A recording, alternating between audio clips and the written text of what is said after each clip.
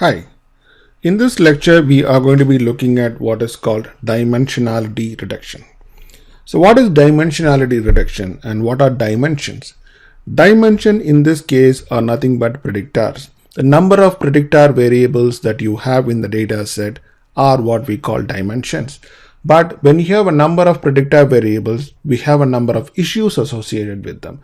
And it is because of that we want to reduce the number of predictors. So what are the issues with having too many predictors? It needs a lot more memory requirements, a lot more storage requirements, has more CPU requirements. The time taken for machine learning algorithms to run is actually a lot more if the number of predictor variables are more. And the correlation between predictors, again, between the predictors themselves, not between the predictor and target. One predictor might have a high correlation with another predictor, which means they are dependent upon each other, and that might actually influence your algorithm. Typically, you want the predictors within the predictor themselves. There shouldn't be that kind of correlation. So those kind of complexities arise.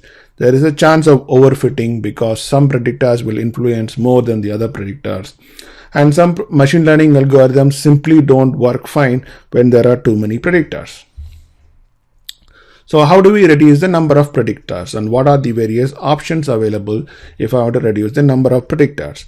So some of the things you can do is you can use manual selection. In this case, you can use domain knowledge. You know the field, and because you know the field, you can make certain things, and you can say this is not going to influence my target. For example, in the medical field, you are trying to predict whether somebody is going to have diabetes or not. Now, there is an attribute for the patient called height. And a doctor might say the height of a patient has no influence on whether the patient has diabetes or not. So that is domain knowledge. So use this domain knowledge and apply that domain knowledge and say, you know what, I'm going to take height out of my data set because I know for sure height is not going to influence my cholesterol levels. But you got to watch out. It might be possible that there is actually a correlation and nobody knew about it. So that is a risk of trying to remove columns or remove variables without having proper consideration. Second is look at the correlation coefficients between the predictor variables and the target, and you can throw out those predictor variables which does not have a high correlation simply. So that is an easy thing to do. That is one possibility of throwing out variables based on their correlation with the target variable. A third thing is to use decision trees. And then you can use decision trees to actually choose predictors. And why is that? Irrespective of how many predictors are there, you can give to the decision trees and try to build a model. Even though decision trees do worse or take a lot of time with a lot of predictors, at least the final tree it comes out with, it won't use all the predictors. If there are 50 predictor variables, the final decision tree might not use all the variables. It might only use 5 or 10, or it is going to only pick enough number of variables. It is only pick those variables that have high correlation or high tendency to predict the outcome, and only use that to build a decision tree. So a decision tree can give you some insight about which of the variables or which of the predictors actually have actually influence the outcome. So you can build a decision tree once, look at which of the variables the decision tree actually used, and then only filter your data set to that set of variables, and then use other algorithms to do final predictions.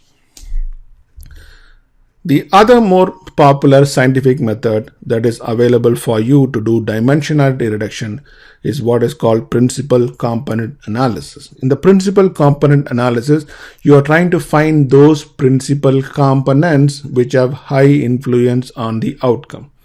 So this is a very scientific method used to reduce the number of predictors. A full explanation of all the formulae and the concepts involved is, I would say, an advanced level of machine learning at this point. So I'm not going to go into that, but it is based on what are called eigenvectors and eigenvalues.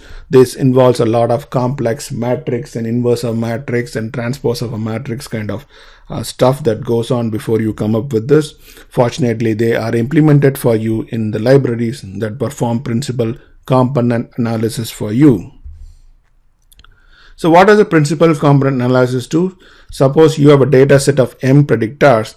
The PCA takes this set of M predictors and transforms them into a set of N predictors, another set of N predictors. Now you look at these N predictors, it will not be possible for you to relate a single value, a single column in the N predictor to a single column in the original M predictor. It's not possible to correlate. It is totally transformed and totally diffused. You come up with a new set of values and a new set of columns. And the new predictors are basically derived predictors. They are called PC1, PC2, PC3. The good news though is that this PC1, PC2, PC3, they will show high correlation to the target variable. The way the outcome will come up is the first predictor, PC1, will have the highest possible correlation with the target variable. The second one will have the next highest correlation. Third will have the next highest correlation. And for each each predictor that is coming out of PCA, a score called as how much of the variation in the final target is explained by this variable. So PC1 might be able to explain 50% of the variation in the final in the target variable. PC2 might be able to explain another 20% of the target variable. PC3 might be able to explain another 10% of the target variable.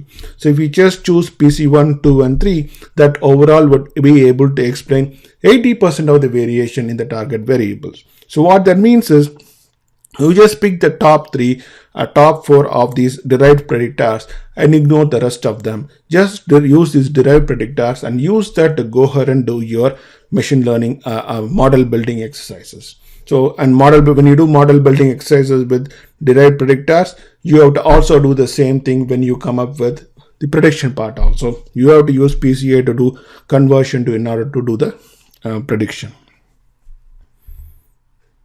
The new predictors retain similar level of correlation and predictability. So they do retain excellent level of correlation and they are able to predict. And the good thing is they go in decreasing levels of how much they influence the target variable.